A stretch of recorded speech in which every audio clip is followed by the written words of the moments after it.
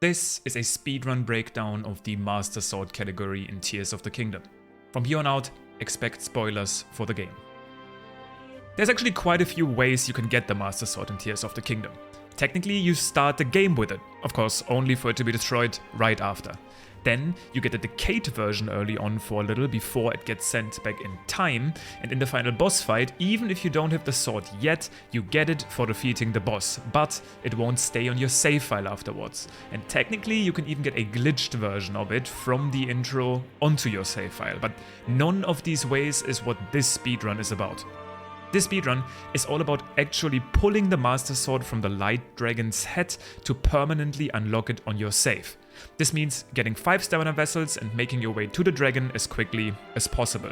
This is a fun movement-based speedrun to essentially beat 20 shrines as quickly as possible using a huge variety of glitches and tricks, and in this video I will break down my run of it and explain you how it works. By the time of recording this video, this is officially the fastest recorded time on this version, being version 1.1.1. But with these disclaimers out of the way, let's get into the speedrun.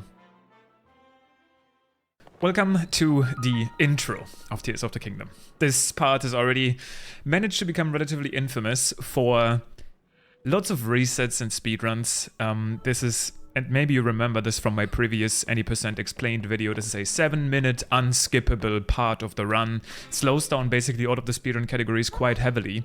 And in fact, as we speak right now, there's actually a vote going on for at least the Any Percent category to skip the intro entirely, because we're getting to the point where the run is becoming a lot more difficult, and you'll see in this run I'm going to go over this new Great Sky Island route that I teased in the previous video, in the Any Percent video, because I will be using it here for the Master Sword speedrun, but I did want to include a little bit of the intro today, mainly because I want to explain you why this run in particular will actually never be able to skip the intro. No matter what the community decides to vote on, this simply cannot happen. And this is because of how dragons work in this game, and if you haven't already guessed it, we will obviously have to have some business with dragons in this particular category, because we do have to get the Master Sword from the Light Dragon. Now, the problem is this. Basically, as soon as you leave this intro section and you wake up in the Room of Awakening, you basically get summoned to the real game world. The dragons on the surface start moving, and this even applies for Zelda as far as we know, the Light Dragon moving around in the overworld. It seems like we can not stop the game from making these cycles progress. So the problem is basically the way that intro skip is currently suggested for speedruns is you would basically create a save file. Got a nice spin attack there for the keys.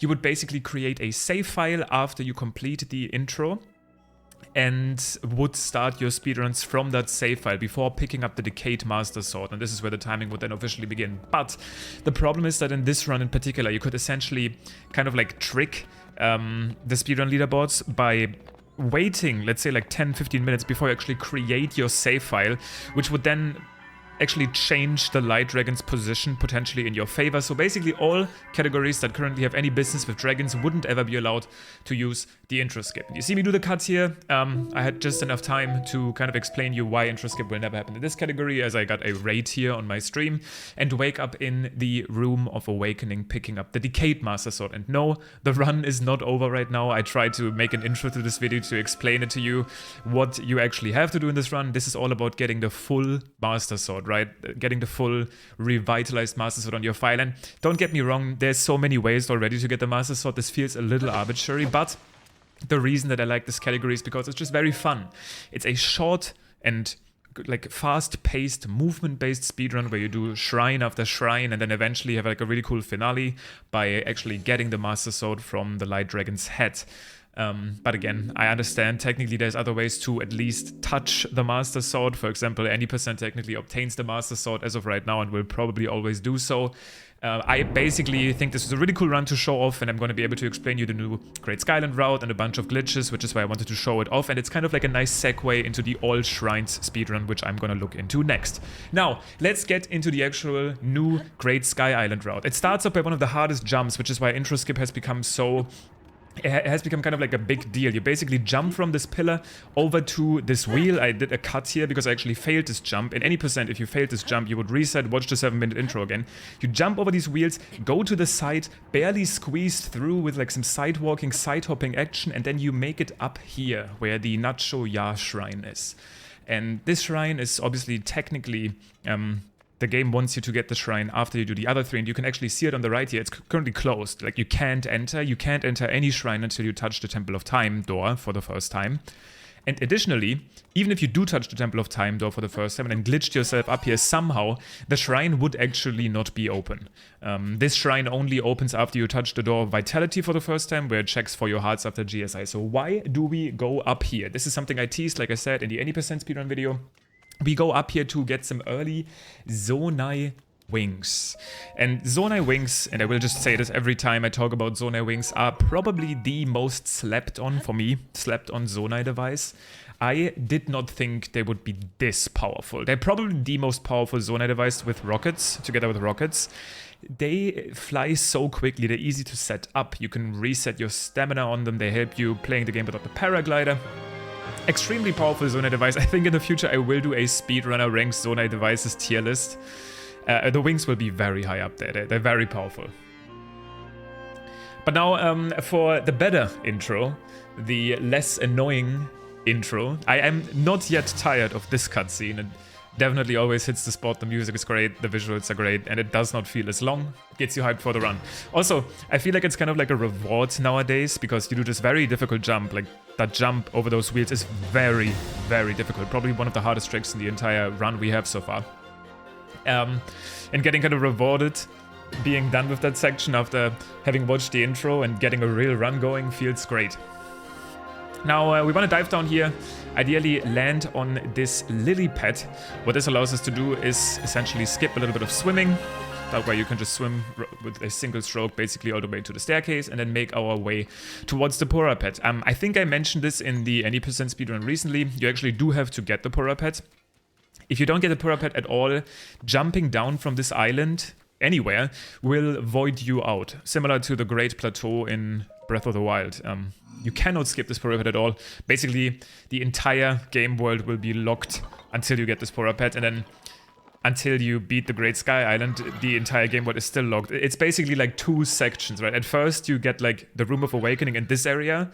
When you get the Pura pad, the Great Sky Island unlocks, and when you beat the Great Sky Island, everything unlocks. It seems very, very intentional. It seems like the developers really tried their best to avoid any sequence breaks from happening. Pretty much like a Great Plateau skip situation once again. Who knows if in the future we somehow figure that out, but it doesn't seem likely. They were very careful to lock us out. But now we get the Pura pad, and you will actually start to see why even do we get these wings. Like, that was pretty slow, right? Jumping all the way up there, getting that chest with 3 wings. Why would you do this? And the answer will be apparent quite soon. The next goal that we have is to get to the Temple of Time, obviously, to activate the shrines, so we can enter the shrines. By the way, in case if you're curious, if you try to clip into a shrine, which is technically possible, the loading zone doesn't exist, so no early shrine skips this time. I tried to run up to this ledge specifically with a specific camera angle and spawn one of those wings. This allows me to run onto the wing, and this is where the first time save comes in. Obviously, I'm going to be able to use the wing to fly straight to the Temple of Time instead of slowly walking around. The wing has pretty good flight speed. It's actually comparable and slightly faster than level 3 running speed. But we're gonna use this to our advantage even more. So once again, the Temple of Time door is basically needed. We need to touch it to unlock the shrines, and we need to do the shrines to leave the Great Sky Island. And then in this run, we're gonna be going all over the place, doing a bunch of shrines and getting the Master Sword. But for now, we're going to be gliding to the Temple of Time door and touch it. And you'll see me... Also, by the way, I didn't even mention this, but I duplicated with the... This is version 1.1.1. I duplicated Zonai devices with the sword dupe mid-air. I want a bunch of wings for later. And I drop 1 wing behind me. When you touch this door, the cutscene actually teleports you back a little bit. And you see here, I'm actually now on the wing that I spawned behind me. This way, I have yet to touch the ground. I've never touched the ground. And I still haven't touched the ground, and I jump off the Great Sky Island right now. And this is what this entire route basically abuses. I've never touched the ground between getting the Pura pad and activating this door. And that means jumping off right now teleports me back to the Pura pad. And you can see the Ascent Shrine is basically right ahead of me. And I can use this vantage point, this height, to once again do one of those wing strategies. Actually take out 2 wings here, this makes this a little bit more consistent, and then glide over to the bottomless cave, where I can get some resources like bomb flowers and an early shield, and then I make my way to Ascent. So if you compare this to the previous any percent run, where we ran all the way up to the Ascent Shrine, the previous one that I showed off here on this channel, you can already tell how much faster this is now. A little bit of a momentum jump here using the wing speed, getting into the bottomless cave, and I'm going to be picking up bomb flowers. And bomb flowers, you've probably seen them in shrine speedruns or on Twitter or anywhere already. They're really powerful, especially when fused to the shield. Actually, to give you a little bit of another insight into kind of the routing world, if anything, I think the next interesting route to look at in the future would be to somehow be able to get fuse as the first shrine in the future, somehow to abuse all of these interesting fuse mechanics, like fusing bombs to your shield in particular allows for some really good movement options. But right now, doing this early game movement and then getting Ascent first is great, because Ascent is just a very high up shrine, and that height allows us to then immediately fly over to the Fuse Shrine and then just run to Ultra Hand and wrap up the Great Sky Island. But here, I actually climb up, and I do intentionally run out of stamina because I need another full bar of stamina anyway to make it up the route here. Barely enough stamina to run towards the Ascent Shrine, Gutan Bak. And you'll see I have half a heart here left. I was able to do this without picking up any food. And that's what you want to see for the Ascent Shrine. I'd say Ascent is easily the hardest part of the Great Sky Island at this point. And it's basically also like a mental thing, because any mistake here will essentially kill your run. Like messing up these wing landings will kill your run, dying to cold damage will kill your run. And you don't want to watch the intro again. Especially, in this run, the intro is always going to be there. You don't want to sit there for 7 minutes, you just want to play the game. So nerves are high here in this run, and funnily enough, the Ascent Shrine itself is no exception to that. I did leave alerts on when I was doing this run, so if you hear these sounds, this is people following me on my Twitch channel, which if you want to, you can do as well. Twitch.tv/lemcube. I'm going to be labbing my All Shrines route now, and will soon put out a fully commentated All Shrines speedrun. I'm sure a lot of people, I've actually heard a lot of people are looking forward to that. All Shrine speedruns with commentary on this channel have traditionally been something that people liked, and I want to get a good run and explain you all of the cool tricks that we do. But what I was going to say is, Ascent is actually scary, because there's this one construct in here with a bow, and a lot of speedrunners would agree with me that sometimes this guy has like the craziest aim. It will literally like flick shot onto you. And you do always have half a heart here exclusively, because you never pick up food, and the cold will deal damage to you, and then also jumping from the Great Sky Island early on. So you always have half a heart here, which means if you get hit, you die. And I was sweating a little bit here. Thankfully this time the guy completely missed, doing a spin attack here to cut down both ropes and then ascending up. Now Ascent is a little bit of a sad shrine. This platform here is you can never reach this platform in time basically to get the early cycle. The only way you could do it is by getting a early bow and arrows and having level 3 speed food, which is not really feasible. But again, that would be possible if we do, for example, do fuse first in the future. That's something that we're going to look at. There's no concrete plans for that yet, but I can see a fuse first route being kind of like the dream route in the future, because it gives us the most options, similar to how we like to do bombs first in Breath of the Wild. But here the first cutscene for the first light blessing is unskippable. It's a 50-second cutscene. Also, because we're doing shrines again, maybe you remember this in all shrines Breath of the Wild, I would always say you have to wait until this like monk text disappears to get a faster load. This is no longer the case. Now, when the cutscenes can be skipped, we just skip them. It's just that in this particular case, we can't. This first one they wanted to show off, I guess. This is always what happens in the first shrine you get, no matter which one it is. You get the light blessing, and this is already a little bit of a teaser. Maybe some of you have already kind of like thought about this. I said in the intro to this video that we are gonna do 20 shrines, and some of you already know that in order to get the Master Sword you need 5 stamina vessels. Wouldn't that mean we need 24 shrines? Because we have to turn in the first 4 light blessings to get a heart. Otherwise, we can't open the final door and can't finish the Great Sky Island. This is true, but some of you are maybe one step ahead already and know that there is the curse, the Haunt statue, right? The statue where you can trade hearts to stamina. Some of you might even be a step ahead of them and say, wait, but I've watched videos and this statue is actually not available until you beat the first temple. This is also true, but we are going to be using a trick in this run to access the statue early anyway, so we only need to do 16 shrines after the Great Sky Island. Here, I perform a shield jump onto a wing. This is once again a great showcase of how versatile these wings are. I couldn't do this early on because I didn't have a shield yet, but now that I have a shield, it's actually extremely easy to jump onto these wings from pretty much any ledge. They are an incredibly versatile Zonai device, and you see now I can take a direct flight path all the way over to the Fuse Shrine. This is what we would do before, if you watched my 80% run. Actually, 80% has changed a little bit because we get rubies and like an early battery there, but we don't need rubies in this run, so I just fly straight to the Fuse Shrine. If you've watched 80% recently, you would actually see people go over to one of the constructs to get the energy cell and then the ruby, which is, by the way, little flex, a route change that I figured out and timed to be faster. But I go to the Fuse Shrine here right away, which means that after the shrine, I will get the energy cell. You cannot skip the battery, aka energy cell. After the second shrine, you will always obtain it. It's just that if you get it after the second shrine, it's a little bit slower than getting it from a construct. Now Fuse. Fuse itself is not the most interesting shrine, but the Fuse ability allows us insane movement tech. If you've watched my previous video about how this glitch will change Breath of the Wild, I know it's a little bit of a clickbait title, but it's also not, because you will see that in this run that trick will dominate the game. In all shrines it will dominate the game too. Yeah, it wasn't just a clickbait title, it's actually true. The pocket rocket, as many people like to call it these days, is a pretty dominant movement trick, but there's more to this run when it comes to movement that we'll see later. But now we get Fuse. Thank you, Rauru. I appreciate it. We are going to be picking up this Claymore here, and then I immediately after pause the game to equip the Claymore and then destroy the Flame Emitter, which was previously fused to my shield, and then fuse the boulder. Break the wall.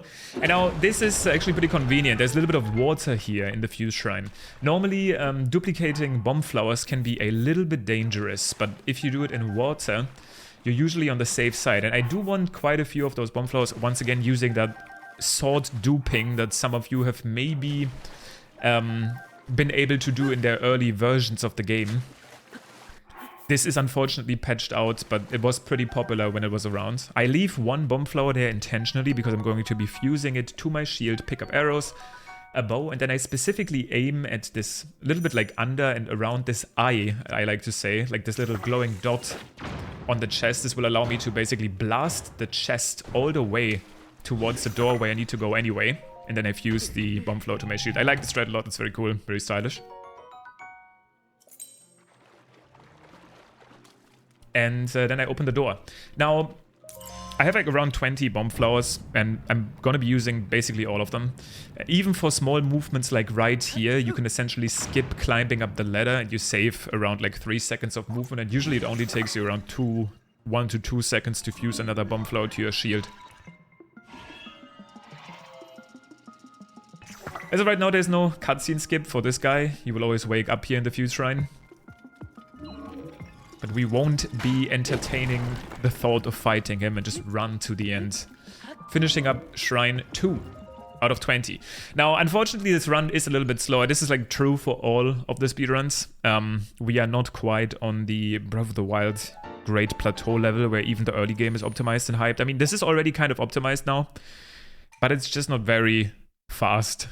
These shrines take quite a bit, and then Rauru constantly shows up, has to explain something. Now a construct will show up, explain us what the energy cell is like. But, and I will promise you this, as soon as we get the auto-build ability, which we do get in this run, and you'll see why, the run speeds up tremendously and gets much more interesting. But I thought it was even a good idea to include this early game section here, because compared to my last run, it has changed, right? Like in my last one, I was teasing about this early wing route, and it ended up being the new meta.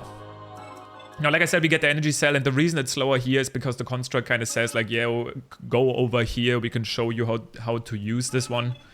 If you just get it from a construct, this doesn't happen. Now I try and set up a specific shield jump here onto a slope. And this is another, this is how versatile these wings are, right? Like, I do a bomb jump, which gives me forward momentum into spawning a wing, so I can land on the wing that's already moving forward. This is like essentially paraglider type movement without having the paraglider yet. That's what makes these Zonai wings so good. Now here there's a static choo-choo spawn. These choo-choo spawn every single time, and I do intentionally take care of them, because I will be using this choo-choo jelly for an early game speed elixir. Next up, and if I remember this correctly, I may have actually failed this. The intention here was to shield jump up to this wall, but because my initial shield jump failed, I didn't get enough forward momentum to jump onto the wall. The entire idea is to skip exactly what I just did, ascend. As cool as ascend is, the loading screen during the ascent animation usually slows you down. So that was the idea, didn't work. I do pick up the Rusty Shield. I need some early game shield durability in this run. The Rusty Shield is great for that. Oh, I remember this now. I get bullied by the bird. And then move on. And this kind of snowballed in a little bit of time loss. If you do this fast, you can actually shoot exactly where I shot there and kill a hot-footed frog. In my case, I was really confused there because the hot-footed frog wasn't there. And the reason it wasn't there is because I got hit by that bird. So I actually had to shoot another one, which was definitely a little bit of a slowdown here. I only need a single one, that's what makes duping so powerful. You can basically get a single one of each material and then make as many as you want. And in my case, I run all the way back here now to water once again to kind of preserve my shield durability, because otherwise duping will destroy shields quite quickly. And additionally, duping frogs in water like I do here makes it much easier to collect them afterwards. If you do it on the ground, they will jump all over the place, but in water they will actually be swimming, making them easier to collect. Now I dupe a specific amount, just enough to make 3 level 3 speed elixirs for early game movement, as early game I won't have the same movement options that I will have later. And then after cooking up the last one, I immediately will drink one and then make my way to the final early game shrine, I like to say, because obviously there's still recall. But it being Ultra Hand. And I run to this gravity platform and then spawn a wing, another strat that I actually came up with, that some people still use, especially if you do cook food here. So basically all you have to do there is you have to walk forward a little bit, and if you do walk forward, the wing will spawn while it's already flying.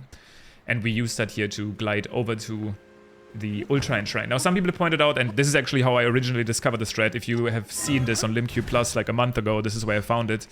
You can technically fly under the island and get up to the Ultra Hand Shrine in a single ascent, which saves like a second or so because the loading screen is super long. It's also really risky though, so it's generally not super recommended, but it is technically a fast strat.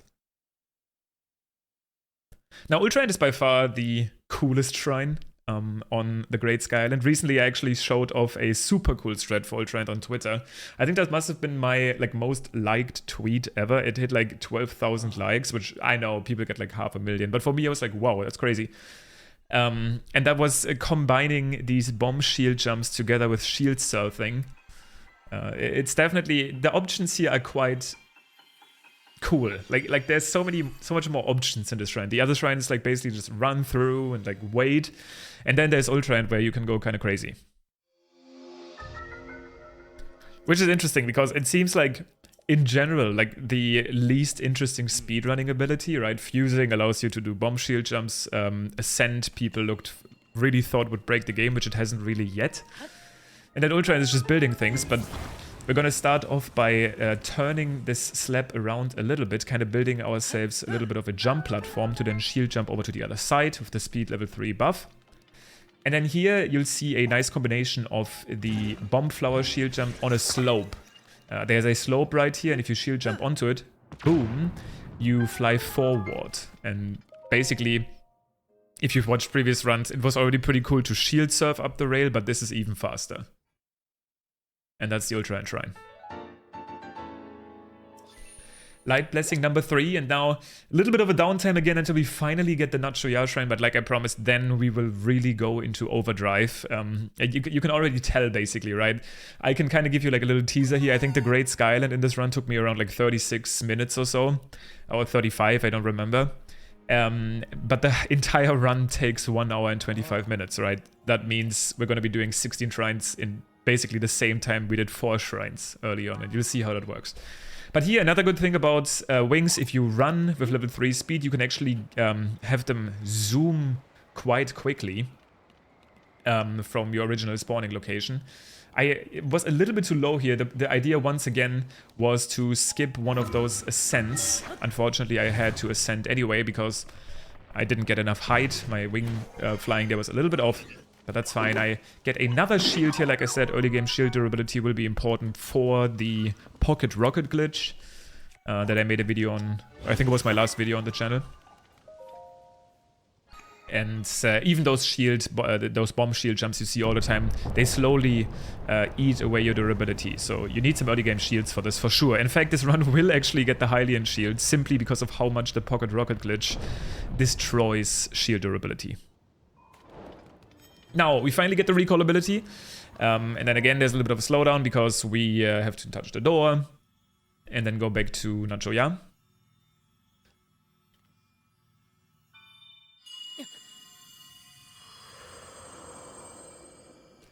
Now, I do like the setup after this shrine in particular. This always reminds me a little bit of Ocarina of Time. If you've ever watched any Ocarina of Time speedruns, this might look familiar. At least it reminds me of it. The setups in that game usually being all about like side hops and backflips. And honestly, I will say, like, looking at this run right now and realizing how, like, in your mind when you play this game, you always think about the next thing. Here again, you kind of like walk to the left, front hop, boom, to kind of skip the use of recall there. I actually unintentionally talked to the goddess statue. I remember talking to someone in chat and getting distracted while I was doing this part of the run on my live stream and lost like 5 seconds for no reason. Here you can actually press B. You don't even have to try opening the door, and Raru will tell you about the teleportation feature and recall. But yeah, I'm realizing now that I'm watching this run back, there is so much downtime. Raru shows up like 10 times throughout the Great Sky Island. And has something to say. And I like Raru. I actually want to see more of him. And in fact, if you want my DLC prediction, I think he will make a pretty big appearance. I talk all the time about the fact that the Switch OLED has like one of those stamps on the back that look like the other stamps that you get from the Sages, but it actually has Raru's power. And I feel like that would be weird if we didn't have a way to get that stamp as a 7th stamp in the DLC. But we'll see. That's not what this video is about. I do realize, though, that this early game is pretty slow, but we are finally at the last shrine, and then we can be on our way to actually make some progress towards the Master Sword. Once again, we'll be using a bomb flower here. I wish we would have these bomb flowers early on, so we wouldn't have to do those wheel jumps, because you could just see how smoothly you can actually jump up there. And then I'm gonna be, unless I forgot, but normally I would be fusing another bomb to my shield here. Okay, I didn't forget. For what I do after the shrine, that just makes it so that you don't have to switch your abilities back and forth as much. Now, Nachoya is another, like, Ultra Hand kind of stands out. Nachoya, the Recall Shrine, is another one of those shrines where there's not that much you can do, especially because it's cycle-based. Even if you go very quickly, you will still have to wait a little bit at the very end until those two, like, I like to say, clock hands overlap, so that you can use recall on them and actually go through the gate. It's still kind of fun. It's not the worst one. It's quite straightforward. You run through, then you slow down a little bit, use recall, run through again, and that's it. And with that, we have our first 4 light blessings, which we will for now turn into a heart container and then later on back into stamina to be able to get that Master Sword. Now, one last thing that I do want to do on the Great Sky Island here is I want to get a large Zonai charge. Those are relatively useful for some of the things that we want to do once we are finally free. And there's actually one relatively close to this area. And additionally, In this area in particular, you can see Room of Awakening in the bottom left. Now it's going to say something like Great Sky Island again. It loads the Great Sky Island if you run outside here, so you get a faster warp load. And additionally, I can just jump down here and land in the water, barely, and then pick up that large zonite charge, which I'll be able to duplicate later on. I will be visiting 2 device dispensers in this run, so putting in a single zonite charge will basically guarantee you the item that you want, and then it's also a relatively effective way to refill your battery, especially when we get to any rocket-related tricks later on. But here we are, the Great Sky Island final split. All we need to do now is make our way to the goddess statue, get the 4th heart, and then we're off. And you already see, again, the next split is auto-build, which might be confusing. Here, unfortunately, again, had some issues with the wing. Normally, the strategy here would be to spawn another one of those wings and then ride towards the Temple of Time, and then you can actually bomb jump on the wing to make your way through the door. It's a pretty cool strat. But if you fail the wing there, it's not worth to go back, right? It's not worth to go climb back up and try again. At that point, you just run over here, ascend, and make your way to the door. And just have to deal with it. Once again, we're going to be bomb jumping here to skip the use of recall. And then I run straight to the goddess statue to turn in the first light blessings into a heart. It is unfortunate that this is basically mandatory. I think a lot of people dislike this. Mainly so that makes it so that like 3 hard runs are effectively impossible. I mean, technically you could turn in the 4th heart here and then immediately do the glitch that I'm going to be doing later to turn the heart back into stamina. But it would feel weird. It is what it is.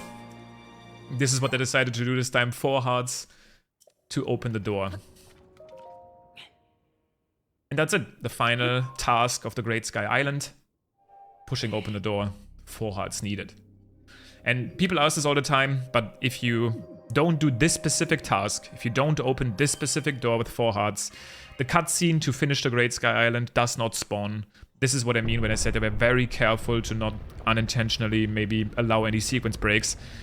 We would somehow need to get an early heart. If we could somehow do this, then yes, we could open this door early and maybe finish the Great Sky Island early, but it doesn't seem likely that we can do that as of right now. Now, finally on the bridge here, doing a quick ascent. The bridge here is a little broken. To be fair, it's quite old. Shield jumping over here to skip at least that 2nd ascent. And then finishing the Great Sky Island here at 36 minutes. And this is when things start getting a little crazy. Now we can finally go wherever we want to go. And our first goal will be auto-build. Once again, auto-build looks confusing, but it actually allows us basically the most broken movement tech in the game.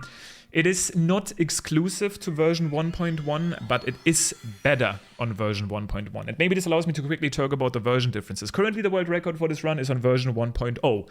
And I do think there's a chance that version 1.0 is faster.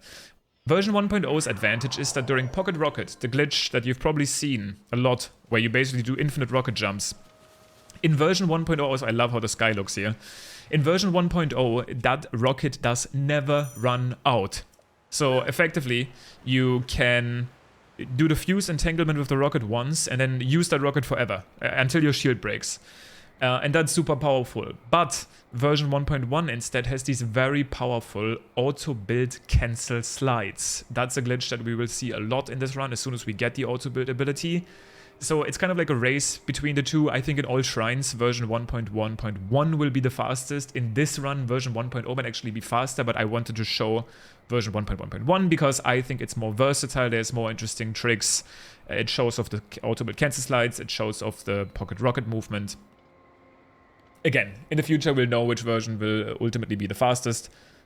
Obviously, there's always the current patch runs as well, which will be cool to watch as well. And I will probably look into those in the future. But for now, I glide over here to this island to pick up one singular ferry. And basically what I said earlier about the frogs, what makes duping so powerful is that all I need is a single ferry and then I can make as many ferries as I want. Why do I get a ferry? Is it because I'm bad at the game? Yes, but it's also because we will actually never ever get the paraglider in this run. just like in any percent, this run will also get away without getting the paraglider. So I will be landing on the ground a lot, and I will be taking damage. Now, there is actually a fall damage cancel for this game. However, it takes quite a bit of time to set up. So in reality, it is actually faster to go over here and do like 30 ferries and never do a single fall damage cancel compared to doing like 30 fall damage cancels, which will take like 5 seconds each. And then this also is on the way. Also, the fall damage cancels are much easier to fail. Like the ferry, you can't fail. I also duplicate some large zonite charges here to get the zonite devices I need for the run, which will effectively be a singular rocket and a singular steering stick.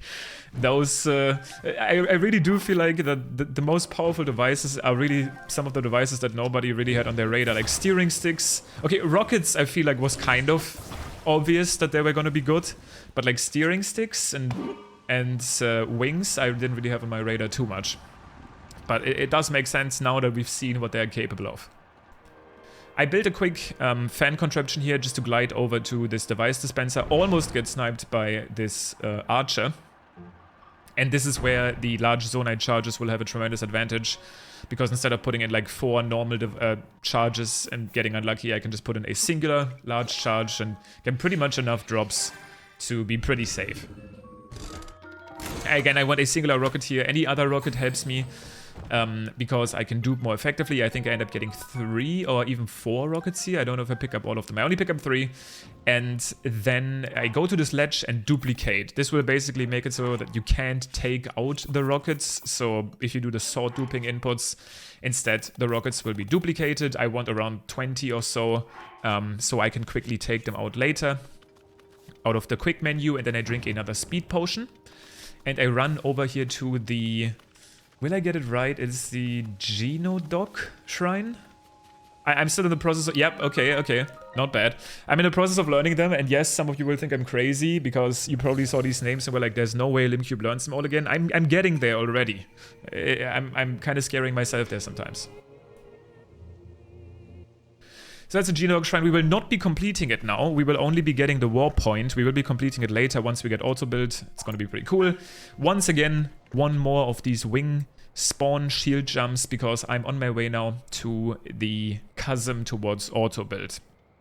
So basically this was a little bit of a setup section. We picked up ferries, duplicated them, picked up rockets. Now we have pretty much everything we need to go fast.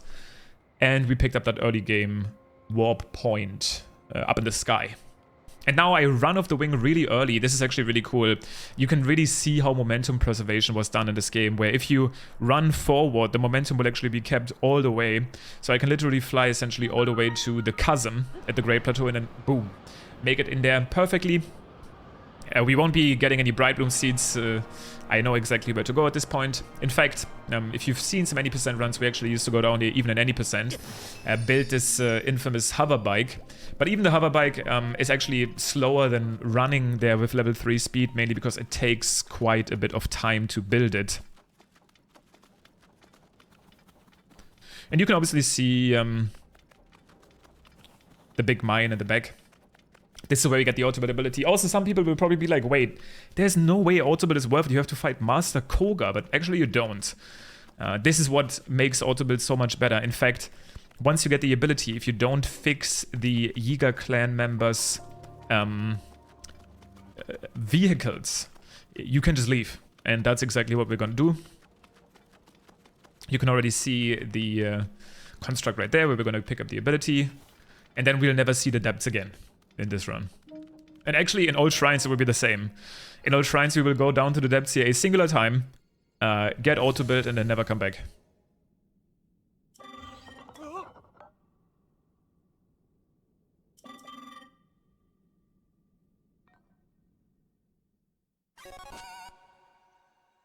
Alright, final ability for now.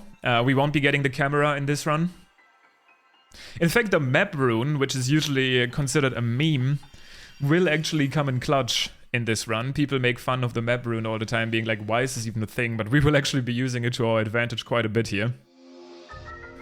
And that is auto-build. Instantly recreate buildings. The researcher here is going to ask us to rebuild their vehicles, and we're going to just completely ignore them, so that we don't have to fight Master Koga. Now, I will build some relatively interesting contraptions right here. They won't make much sense for now. They will be using, once again, the wings, the probably best Zonai device in the game, to our advantage. And the first one is just going to be some sort of T-shape, a wing that's flat and a wing blocking. And then the second one will be slightly different. It will be a wing at a 45-degree angle. I use the stair here to kind of set it up. And then another wing also in kind of like an angle. You'll see once I attach them here, they kind of point upwards at a little bit less than 45-degree angle. This will allow me to go forwards and up really quickly. And this is all confusing. I get it. Like, what is he doing? He's getting auto build. He's sticking wings together. Why? And this is all because of the auto build cancel slide glitch. The auto build cancel slide is the most broken movement tech in Tears of the Kingdom as of right now. There is other things like the Wacko Boingo, which is one of the craziest names ever. It takes way longer to set up, but you'll see the versatility and strength of the auto build cancel slide right now. I warp back to Yuko. This is the Ultra Hand Shrine, and I take out 3 wings. And in fact, as I take them out, these wings, I always duplicate them by pressing Y and B at the same time, and then I create this build that's like T-shaped with auto build. But as I create the build, I press I press Y to take out a weapon, and then B. Y also takes out the list of your saved auto builds and effectively cancels the ability. And here you see why the glitch is bad. Actually, I was thinking about cutting out this part where I failed. This is literally the only auto build cancel slide I failed in the whole run, but this is good because this will actually give me more time to explain what the hell is even going on. It was probably the biggest time loss in the run. In fact, I actually had a 122 paced run of this category right after this run that died to Zelda's positioning at the end. I will rant about this later. But for now, I take out 3 wings. I try to duplicate them as I take them out. I build the T-shaped object. I cancel auto build, but bring out the list of previously built contraptions just in time to cancel the ability. That makes it so that my auto build is flying in front of me, kind of like in the air. I then take another wing to get this bugged out contraption right next to me. And now I can actually use Link's movement to fly on it. And you'll see how quickly I can move with this. This is effectively just like the BLSS in Breath of the Wild, the trick of the bomb where we like wiggled around. It's maybe something that some of you remember. I literally go in a straight shot to Hyrule Castle right now. And I will go to Hyrule Castle mainly to pick up the Hylian Shield, which will provide me with a super high durability shield for all of the pocket rocketing that I'm going to do. Again, they completely eat up shields. And then there's also a very quick shrine right on top of here. Might as well pick that up. And then even after the Hylian Shield, I will actually collect another quick shrine. Again, the entire point of this run is to do shrines quickly. These 2 are perfectly in my way while also collecting the Hylian Shield quickly. Right here I pick up another weapon. I will actually need 2 weapons and I only have 1 so far for the glitch that I'm going to do later to turn my heart back into stamina. I actually dropped that shield there, the other one, because it was about to die, and now I set up the pocket rocket. I made a video about this if you want to know how this works. Essentially it uses the fuse entanglement glitch to kind of like mess up the way your rocket shield works, and this also works inside shrines. So I set up the glitch in front of the shrine before even entering, because inside shrines you can take out rockets, you can take out Zonai devices. And now I have it active and I can do this. I use the bow to turn around because we don't have the paraglider. And then that is the Seruta Bomak Shrine. Very quickly solved with this glitch, and this is what you'll see most of the time for shrine interior movement. We are almost back at the wind bomb era again, where most of the shrines will be solved this way. Thankfully right now, there's actually quite a few shrines left that have unique strategies, so it's not like wind bomb in every shrine, which is effectively what it was in Breath of the Wild. But this is actually super fun to do. I think, in fact, this is more fun than wind bombing because it's more skill. Wind bombs is like you do your setup and then you hope you land in the right spot, but this pocket rocket glitch is like you have more control over it. And that actually makes it very fun. Now here I make my way towards the docks, and that's because that's where you get the Hylian Shield. I actually thought it was really cool when I got here for the first time, because as a player of Breath of the Wild that played the game for like 5,000 hours, I did this shrine that used to be down here in Breath of the Wild so many times that I was really curious, like, what would happen if I light up these torches again? I wonder. And, well, you'll see in a bit what happens. And you could see here, right, I actually used a fresh shield, a fresh metal shield to set up the pocket rocket before the shrine, and I probably did like around 10 or so little jumps, maybe 12, and it already broke. This is why the Hylian shield actually has appeal. I throw a bomb here to light up the fire, and that will get me the chest of the Hylian shield. No idea how it got here. If anyone knows, let me know. And then I will actually use the Zaggle glitch, something that you've probably seen in any percent, if you watch my 80% video, where I do some weird menu stuff using the map rune to instantly duplicate the Hylian shield. Now I have 2 Hylian shields, which is going to be all I need for the rest of the run. I have 2 Hylian shields, 2 weapons, rockets. I've done a quick shrine on my way. And now I make my way to Sepapa. Sepapa is definitely one of my favorite shrine names. It's right over there, so it makes sense to just ascend up here after the Hylian shields and then make your way over. I once again set up the pocket rocket glitch. And this is the problem that 1.1 has. You just have to do more of these setups compared to version 1.0, where you basically never have to set this up again. Once you have the setup done, you can just fly wherever you want. In version 1.1, you have that advantage of the super fast auto-build cancel slides, those wing movement, that wing movement tag that you saw earlier using the auto-build rune. The glitch is actually possible in version 1.0, but you need to basically constantly push your wings around with another wing, which makes it much more annoying, and it's also slower. It also doesn't have the capability of going forward and up at the same time, which I'm going to be making use of very frequently here. Now in Sepapa, I'm going to shoot a bomb arrow in the middle of these 2 torches, which will light them up and will skip the first gate. Drop down perfectly, run off here a little bit, and then build my way back up basically with height. This is actually super annoying in this category, which is why I love getting the paraglider in all shrines at the moment. If you try to go into a dive, but you're still too close to the ground like I was there, Link will instead try and throw his weapon. And that's super annoying. Sometimes you lose a lot of time. In all shrines as of right now, we do actually get the paraglider, even though it takes like 3 or 4 minutes to get. But it allows us to basically move around much more controlled. But this run is too short. It's a 20 shrine run, so doing like a 5 or 4 minute paraglider, because it actually takes longer to get in this run, because you don't have to do the other shrines in the area, is not worth it. So unfortunately, we have to deal with some of the more difficult to perform movement that goes in hand with not having the paraglider. Now here was another pretty big mistake in the run, so you see a short cut here as I warp. Actually I had to warp back because my pocket rocket ran out too early. But this is the Genodog shrine. So this is where I went earlier to pick up rockets for the first time, and I only activated the teleport waypoint, right? Now I jump over to the crystal, and we will see the second use of auto build, and especially that auto build cancel. By sticking literally anything to this crystal, it gets put into your auto build history. So I immediately pick up the charge again. Now this crystal is in my auto build history. If I cancel the auto build rune again, the crystal will actually act exactly the same as those wings acted earlier. And yes, this is literally the strat for every single one of those crystal shrines. You don't even have to reset up the auto build contraption. You just use auto build on the crystal. And look at this. Look at the speed of this. This is literally what we're doing at all shrines for essentially every single one of those crystal shrines. The crystal just flies next to you and you can move however you like. It feels very fun. And like honestly, that's in my opinion just an improvement, because most of those crystal shrines would just be build some sort of contraption and like slowly get it to the shrines. So speeding those up I think is really cool. This will actually be the only crystal shrine in the route, because they're not like super quick, but this one is just perfectly on our way and acts as a good warp point, so that's why I get it. It's basically right next to the rockets that we want anyway. So that's just why it makes sense to pick up.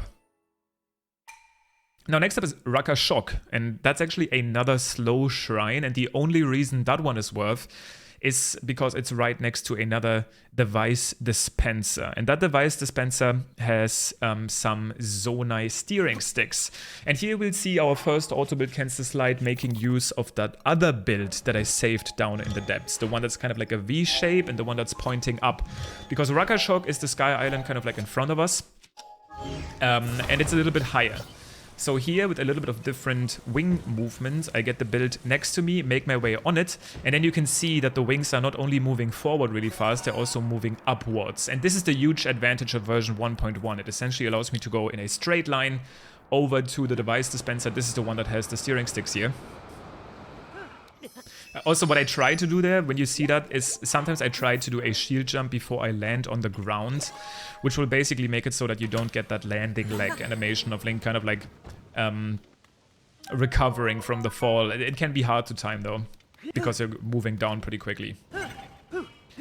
Here I once again use the pocket rocket glitches to make it over to the shrine itself. And once again, because I'm already up here, it just makes sense to complete this one, since we wanted to get those steering sticks. Anyway, for later, this will be used for the Zaggle clip that we will do to enter the cursed statue, to turn our heart into stamina. And Rakashok is... oh man, this is another shrine that it's not super slow. But it's annoying and it's also not super fast. You'll see. Basically, let me see if I did this correctly here. This first part can be quite tricky. I actually managed to do it pretty well here. Going through that little gap can be annoying. The second part is what's more annoying, because there's some constructs here. And usually what I try is I try to kill them. And I'm pretty sure I missed my bombs here. Yeah. Normally I try to go into bullet time and shoot them with a bomb arrow, but I already fell down. It is not at all actually mandatory to kill them, but if you try to set up this next part here with the mirrors and they are alive, they usually just hit you all the time. Now there's actually a cool strat that we do in all shrines for this. If you have a multi-shot bow, which is too slow to pick up in this category, you can actually shoot these light platforms, the ones that glow green. You can shoot them with Dazzle Fruit. But you need a multi-shot bow, otherwise you cannot charge them up enough. And there's no multi-shot bow in the run that would justify this, because those mirrors are still pretty fast. Getting any multi-shot bow would lose like 30 seconds, and we would end up having like a time loss overall. But in all shrines, because there's multiple of those light platforms, the multi-shot bow is worth it. Now next up is Siamot Sus, and that name is for a reason. I'm sure a lot of you got caught off guard by this shrine. I know I did. And this one seems quite far away, especially because we will have to go to Lookout Landing later at one point to exchange our heart into stamina. But once we are over there at the Sky Maze, we actually have access to 3 other extremely quick shrines. So it is worth it, especially using that auto-build cancel slide again. Once again, here I'm using the horizontal version because I don't need any height. This moves faster overall. And especially in any low gravity areas, you want to not fly too high. If you ever fly too high in any low gravity areas, diving down to the surface again actually takes quite a bit of time. So yeah, I don't want to get too much height. Dive straight down to the shrine. Here I did it correctly. You could see I basically did a shield jump just before I touched the ground to cancel out the landing leg. And then Siamot Sus is a blessing shrine, right? Nothing weird about this one, other than the fact that it's unlit. The thing is, I wanted to pick up arrows here because I realized I was low on arrows and realized they're actually on the ground and not in the chest. But you can still just pocket rocket up here, and this is very interesting. Raru's like, no, you're not supposed to be here yet. And then you just keep jumping. Pretty interesting shrine to do quickly. I think that I did this shrine around like 80 shrines into my playthrough, so every single time I ended up in a blessing shrine after this one, I would always be a little bit suspicious. But I think that's what makes this shrine so special and fun. Because it is a one-of-a-kind. Very cool idea for this one. Now next up is a Kitawak, and Kitawak is actually right below.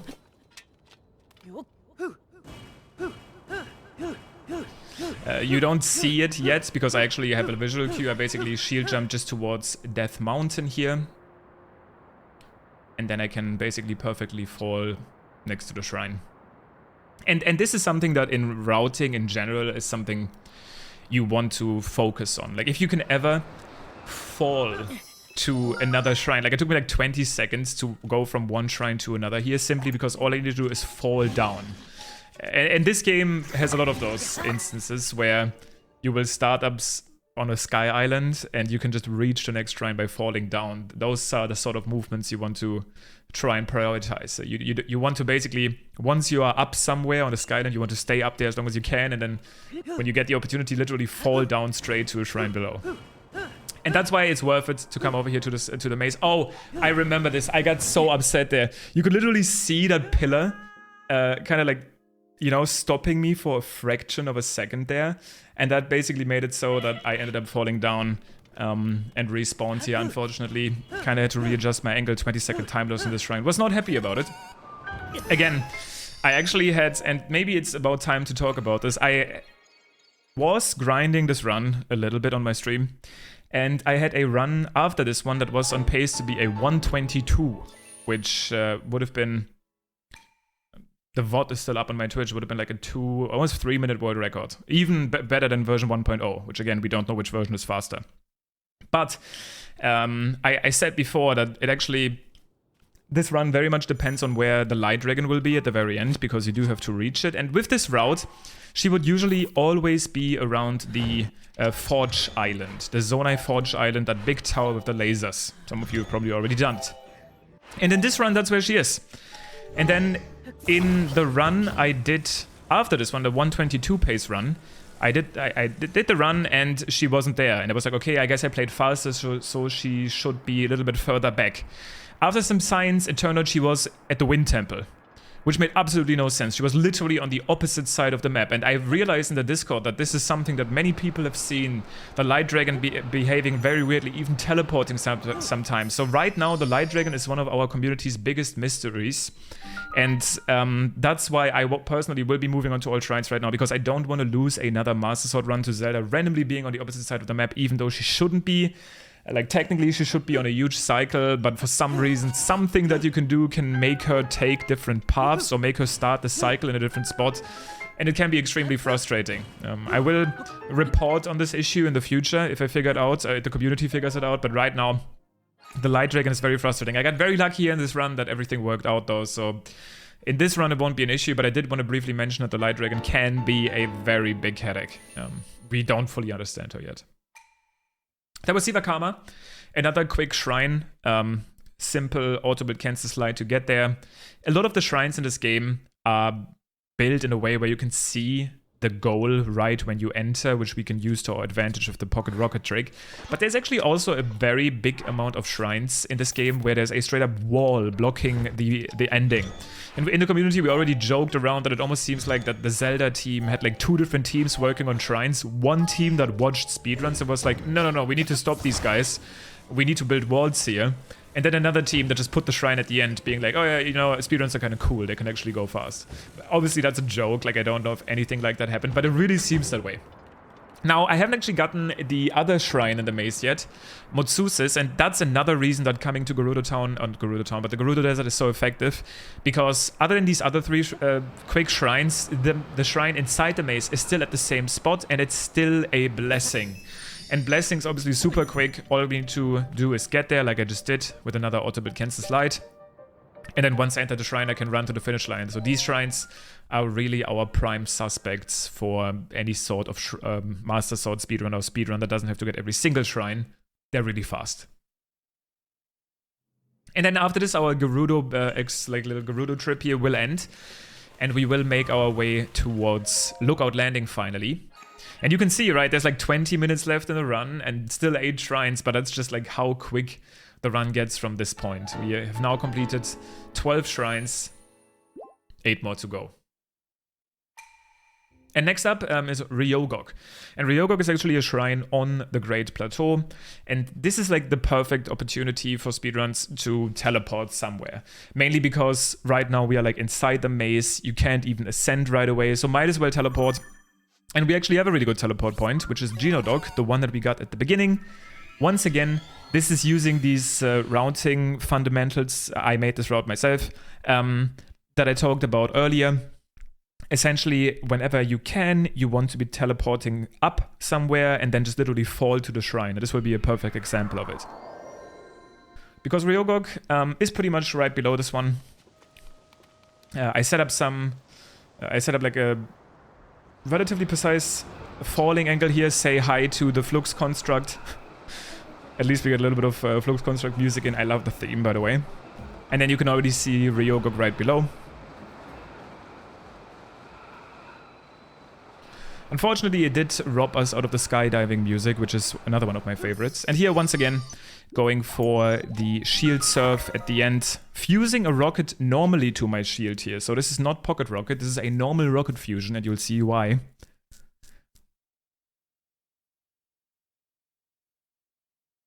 And this is Shrine 13. Force transfer, if I remember correctly. That's right.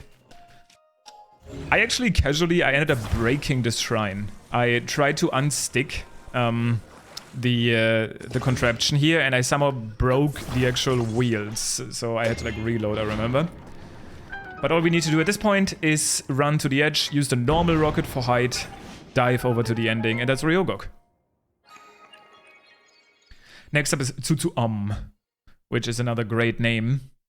Not one of the fastest shrines of the route, but it's perfectly in the way for us to reach Lookout Landing, so we might as well pick it up. So basically we're going to be going over Hyrule Field now on the way to Lookout Landing to transfer our hearts, and then once that's complete, we need 3 more shrines. And I actually came up with a pretty cool way to route in these last 3 shrines, and you'll see why.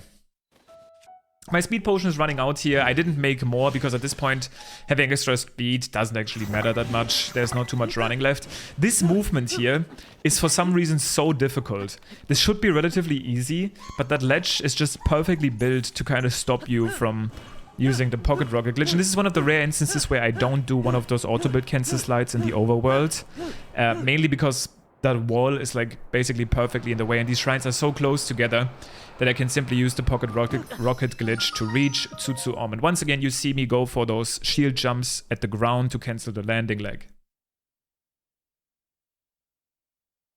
Now, Tsutsu-Om works a little bit differently than the other shrines because it is actually one of those that has a wall covering the light blessing. But it can still be done relatively quickly. I do some pocket rocket jumps to land on this ledge, and then I wait for the orb to drop. I use recoil on the orb, which allows me to then ultra hand it, which is a game mechanic that I'm surprised is in the game because it's actually very, very easy to abuse shrines with this, or like to cheese shrines with this.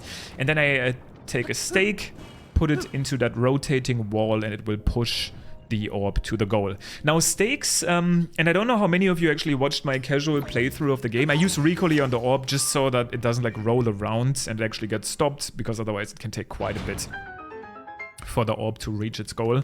But yeah, stakes, I found the Maya-Chin Shrine, which is the next shrine I'm going to be doing relatively early, and it didn't quite click to me how stakes work. It took a little bit. Once I finally cleared the shrine, I do, but yeah, stakes are a little bit strange, at least at first.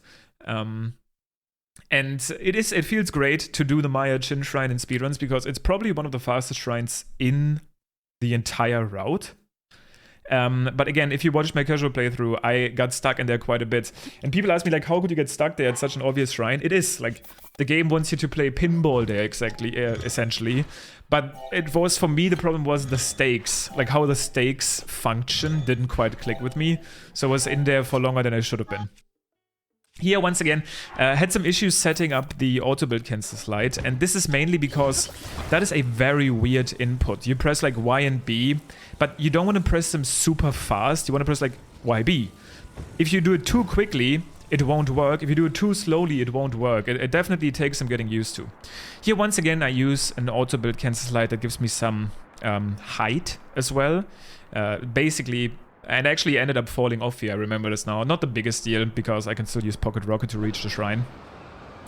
But most of the time you want to use one of those, essentially because if there's any obstacles in your way, the horizontal ones can be a little annoying. Now Maya-Chin, again, this is the stake shrine, where you are supposed to play pinball, and this is probably something you've seen on Twitter at this point, or YouTube, where people said like, oh, you can use bomb arrows here, you can use bomb arrows on those big green buttons. But did you know that you don't even need to hit the button.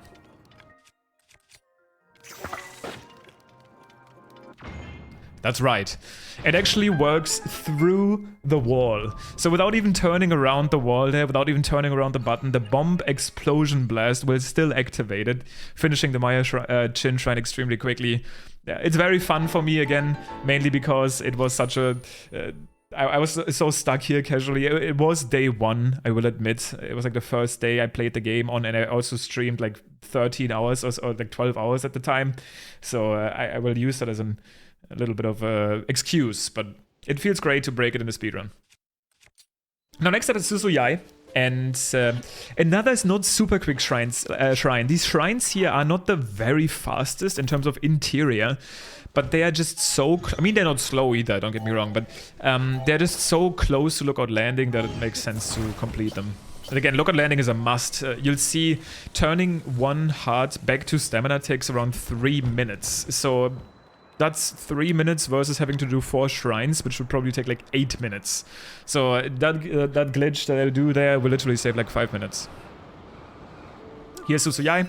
I set up Pocket Rocket again, mainly because this is a pretty long shrine, in terms of like it's literally long. Not in terms of duration, like it's physically long. You'll see. There's one other cool strat though in Susuyai that I came up with. I do like doing those occasional flexes. I've been working very hard in the strat hunting and routing department for this game. You don't want to fall down here. This the movement speed of that wheel there will actually hold you back quite a bit, especially without speed food. But what you can do here is this wheel you can actually do a precise bomb arrow shot against. And that will open the gate for just a little bit. There, I actually kind of got teleported to the rail, which is something that these rails do because they want you to be able to shield surf on them. So even though I tried to rocket jump around, the rail kind of tried to teleport me to it. But there's Light Blessing, number 16. 4 to go. Next up will be Geosin, and then we'll do the cursed statue, and then we'll be on our way. Geosin is a shrine I liked a lot. It reminded me of that one TikTok where I think it's about like game design, and that girl is basically asking what opening the shapes of toy blocks should go into.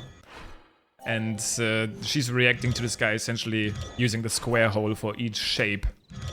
That's, you'll see once we are in the Geosin Shrine, you might be reminded of that same meme. But once again, setting up another auto-build cancel slide. And it's weird because I actually did a lot of timing for this. Like, you'll see that the Geosin Shrine is pretty close. It's literally right over there, right? And people ask me, like, at this point, can't you run? Running is like literally 30 seconds slower. Even Epona is 10 seconds slower, which is like an amiibo. So you could ride there with Epona, but even that is 10 seconds slower than using that auto-build cancel slide. That's how powerful they are, even though they take quite a bit of time to initially set up. Now, Geosin is also very quick. It's a fun shrine, and I remember it fondly. But it's actually very fast. So all we need to do is jump over that first gap. Land down here, and then I'm actually going to use the normal feature of the rocket by simply holding the ZL button to fly up and finish the shrine.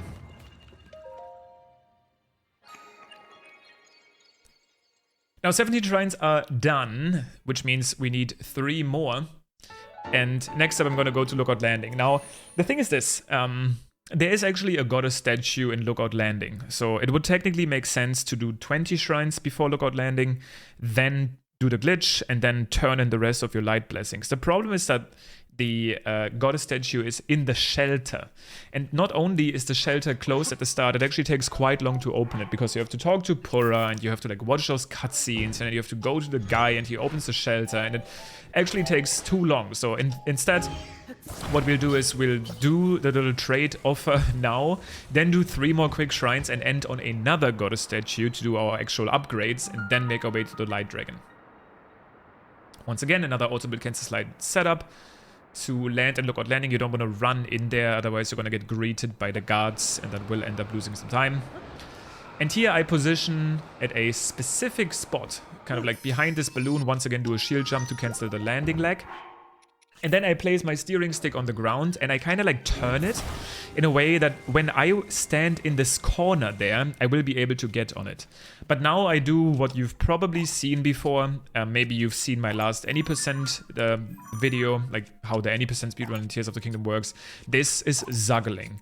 By essentially doing some interesting menu inputs and using the map rune, I'm creating copies of my weapons on my back that are basically stuck to Link. And if I do that enough, in my case here, I will do this 7 times, creating both a copy of my shield and weapon, I will overload the game. And when you overload the game will stop working properly. For example, you can't change abilities anymore. You can't pick things up with Ultra Hand anymore. And if you reload, you've probably seen some of those glitch videos. Link will essentially like leave his body. He won't have hair anymore. His legs will literally be left behind. It gets quite funky. But in our case, we're going to be using it to do something called a steering stick clip, which is exactly why I positioned that steering stick in that specific location. By touching it here, I will literally clip through the ground perfectly right at the royal hidden passage next to the cursed statue. And normally this one would be blocked, but it is interactable with, despite the fact that we haven't done the temple. So it is funny, despite the developers putting in so much effort to not sequence break too hard, this sort of stuff still works. Like, I guess you can technically reach this statue by going through the royal passage the other way, by breaking all of these walls. So I guess technically that's maybe why, but yeah. I appreciate it here. The deal with the statue will go through. We're gonna get a stamina vessel now instead, and we have effectively just done 4 shrines for our purpose, right? Because that was our only way to trade this heart and the Great Sky Island shrines back to something that's actually useful for us for the Master Sword. Because this time around they chose stamina vessels for the Master Sword. So very nice for us. I will be dropping these weapons here, and you'll see there's a ton of weapons on the ground. I pick up one more weapon to be able to do some quick menuing still. And then teleport back up to Yuko again. That's the Ultra Hand Shrine. It's actually in a really good position to do 3 more quick shrines that will kind of lead me towards Kakariko. That's where we can find another goddess statue, so it makes sense to do 3 quick shrines while moving there. Then we can quickly turn in our light blessings to stamina and then make our way to the light dragon. Now here at Yuko, all we need to do is run down and fall down. And this is once again exactly what I talked about earlier. If you ever get the option to do this, if you ever get the option to have the movement to your next shrine be just falling down, you want to do that. And this will get us to the Tajikat's shrine, another long shrine physically, but very quick if we perform the pocket rocket glitch.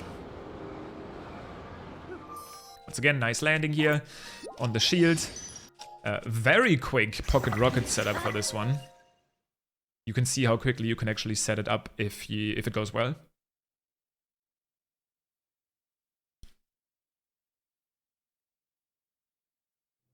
And then almost done here with the shrines. Building with locks is not something we're going to be doing. We are going to be flying instead. And once again, it seems like this is one of those shrines where the team was like, oh, you know what? We'll just have the shrine completely open, so if there's any glitches, you know, they can go fast. But, I mean, again, I highly doubt that actually happened. It's just funny how it really seems that way sometimes. Now, next up is Morok. One of my favorite... Actually, this category has 2 of my favorite shrine names to say. It has Sepapa and Morok. They're both pretty good. Let me know, what is your favorite shrine name, if you remember? Maybe anyone in particular standing out. I guess there's Yu. That's definitely one that stands out. Probably also in my top 5 with Morok and Sepapa. Maybe you have one that stands out particularly for you. But here Morok is quite high. But again, no problem for the auto-build cancel slide glitch. I did have some issues here setting it up because once again that input can be difficult and finicky to get. But once you get the cancel right, you can use the wing to bring the other wings to you. And then go sliding. And then you see Kakariko is up there on the right side where we'll find the Makasura shrine. It's the new Kakariko village shrine, which we can quickly grab and then get our upgrades done. Morok is also this shrine once again seems to be built by the team that likes speedrunners, because you'll see it is almost like it's built for this glitch. Normally this is I mean, obviously it's not, right? It just happens to be that way because this is a shrine that's normally built for the spring Zonai device, which is a good one. It's a fun one. Not quite on rocket level, but it's definitely up there, probably like B tier. A bouncy device. Yep, quite bouncy. But yeah, this definitely basically works out perfectly. Once again, I would prefer to have the paraglider here, which is too slow to get, because then you can cancel your momentum perfectly at the ending. Which you can still do, it's just more difficult.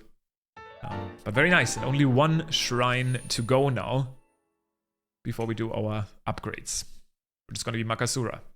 Now, once again, because as we get to the end of the shrine here, I will quickly talk about the fact again that I will be working on all shrines speedruns on my Twitch channel. I'm still kind of in the last process of refining my routes before really going to do attempts, and then in the future you'll see full all shrines runs on my Twitch, and then eventually, once I get a good run, a fully commentated, explained version here on YouTube. I'm looking forward to it because all shrines is essentially the reason I'm doing this, I will say. Breath of the Wild speedrunning was pretty cool to me, but it only really started getting super interesting once I found all shrines speedruns in Breath of the Wild. Some of those videos ended up having, like, helping my channel growth a lot, and it's my favorite run. And it's shaping up to be that way again in Tears of the Kingdom, with them adding back shrines again, which honestly, I didn't think I would want them. Sometimes people would ask me, do you want shrines back? And I didn't prioritize that too highly. But the shrines in this game, I think, are amazing. And they're still very fun to do fast. So I hope you look forward to seeing all shrines fast in the future with explanations. That will be a fun ride as we slowly get that time to do that lower and lower. And then who knows, maybe the DLC, if that does come out, will add even more shrines. One more Pocket Rocket setup here, because this is once again a very open but relatively long shrine in terms of distance that we have to cross, but there's nothing in our way, so we can just keep going. And then that will be shrine number 20, which means now that we have already turned in our heart to stamina, we can do 4 stamina upgrades. We'll have a second ring of stamina, and we will be able to actually pull the Master Sword. Now, again, I said before, with this route, I've done some testing, and normally the Light Dragon is relatively close to the Forgery Island. I think that's what the name is, the plant pot-looking tower with the lasers. And in this run, that ended up being the case. Again, no idea why it didn't in my technically slightly better run. And instead, she was on the opposite side of the map. I will let you know once we figure this out. But this is basically the idea of the route. You want to end right next to a goddess statue, because after this I'm going to be teleporting all the way up to the Room of Awakening, which is one of the highest warp points in the game. I think there's technically... No, I think it might actually be the highest warp point in the game. Because there's higher points in the game, like one of the paraglider challenges is a bit higher, there's that flower over Lookout Landing that's a bit higher, but if you don't have the medallion, this is one of the highest warp points, which is going to help us to easily reach Zelda. Because in case you didn't know this yet, Zelda actually has 2 kind of like flight paths, and they will only change once you progress the story a little bit, like either by freeing the Deku Tree and getting the tracker, essentially, that shows you where the Light Dragon is, or by doing the final memory that will kind of like reveal Zelda. But since we won't be doing this, Zelda will be taking a higher flight path. Essentially, her flight path doesn't change much. She like takes the same cycle. But before you do the quest progression, she is going to be normally too high to reach her for good reason. But we don't care, because we can fly. Now I warp to Nachoya, that is the Recall Shrine. And there's going to be 2 wings perfectly over there, so I don't even need to take out any wings. I can immediately start setting up my auto-build cancel slide. And then the timing for this run actually does end when you pull the Master Sword in what I like to call the Sacred Realm. After you initially get done with the struggle, you get teleported into like this Golden Realm where you can then pull the Master Sword. Once that pull is completed is when the run ends. In this recording, I also have included the cutscene of Zelda kind of like giving her speech, where she has like the stance that she will have in the new upcoming amiibo coming out this holiday season.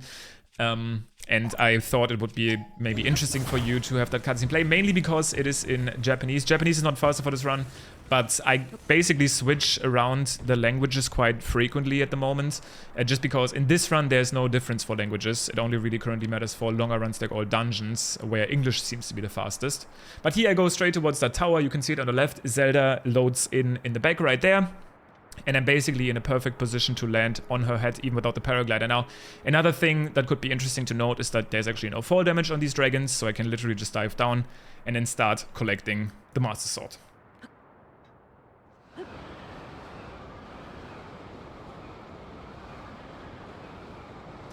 And this is what I like so much about this run, because despite the fact that there's other ways to get the Master Sword, this is definitely the most epic and most rewarding way to do it.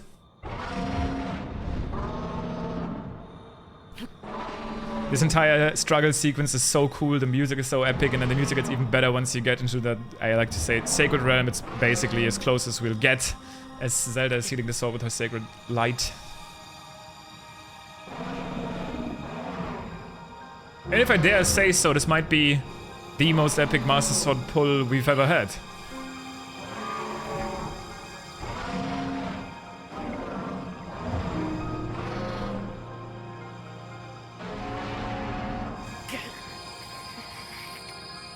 And there it is.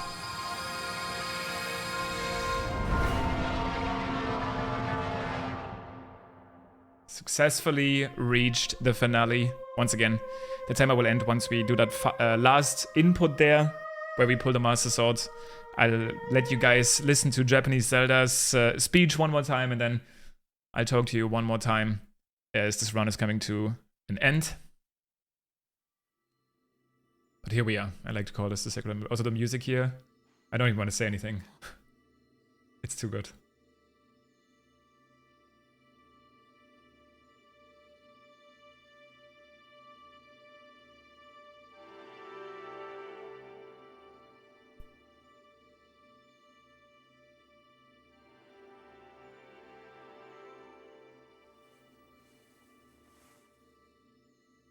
So beautiful. And that's it. You see the pull button here. As soon as that pull button is gone, you don't have to do any inputs anymore. And the Master Sword is obtained. A very glitch-dense, movement-heavy, very cool speedrun. If it wasn't for Zelda's position, I would be grinding this run quite a bit more, but All Shrines is calling. That's gonna be my next goal. I wanted to show this one off though, because I think it kind of shows our progression already quite well. The speedrun community has been grinding. We have so much cool tech already. I hope you're staying tuned, because I think All Shrines is going to be absolutely crazy. And then Hando, the Hando community is cooking too. So many talented and smart people working right now on making this game broken again.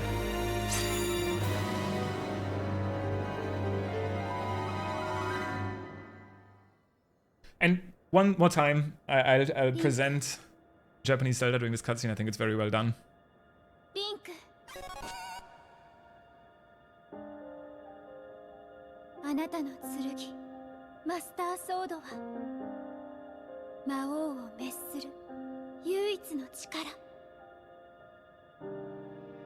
一度は魔王に敗れたけれど、長い眠りがこの深い傷を癒し、今度こそ魔王に打ち勝てるように。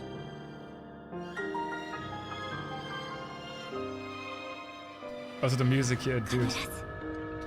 新たな力を吹き込んでみせる。あなたは最後の希望。どうかこの剣が未来のあなたに届きますように。Man, the Erdu is like, it's like a cheat code to make you emotional. What the fuck? I'm just sitting here commentating my speedrun, and it still gets to me. Anyway, that would be it. The Master Sword speedrun. I absolutely love the visual that plays here as she brings you back to the Great Sky. And I also think this seems to set the time statically to 7 AM in the morning, which always gives you this nice visual. Might actually be useful for speedruns in the future to get the Master Sword to then progress the time of day to a certain point that you might need for some shrines. But thank you so much for watching. If you have any questions for the speedrun, I'll be happy to answer them. Once again, look forward to some old shrine speedruns in the future. This was the Master Sword speedrun. I hope you liked it. I'll see you in the next one.